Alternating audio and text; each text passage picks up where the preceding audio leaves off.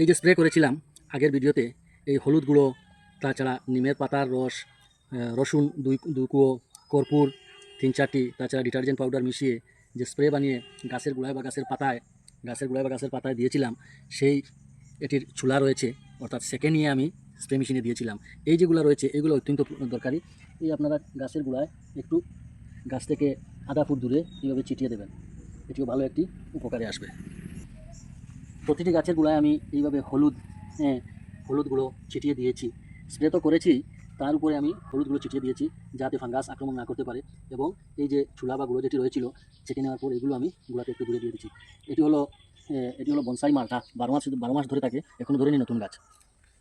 এটির গুঁড়িতেও আমি এইভাবে দিয়ে দিচ্ছি এই চুলা। এটি হলো আমলকি, লোকাল আমলকি, এটি বিলেতি নয়। এটির গুঁড়োতে আমি হলুদ গুঁড়ো দিয়েছি। এরপরেই আপনারা দেখতে পাচ্ছেন কমলা লেবু, জাটিঙ্গার কমলা লেবুর চারা গ্রাফটিং করা, এটিতেও আমি দিয়েছিলাম হলুদ গুঁড়ো এবং এই চুলাগুলো আমি এটিতে দিচ্ছি। এই হলো কালাজামের গাছ, এটির গুঁড়োতেও আমি হলুদ গুঁড়ো ছিটিয়ে দিয়েছি। প্রতিটি গাছের গোড়ায় আমি হলুদ ছিটিয়ে দিয়েছি। এর কারণ হলো আমাদের আসাম এখন মেঘালয়ের মতো পরিণত হতে যাচ্ছে।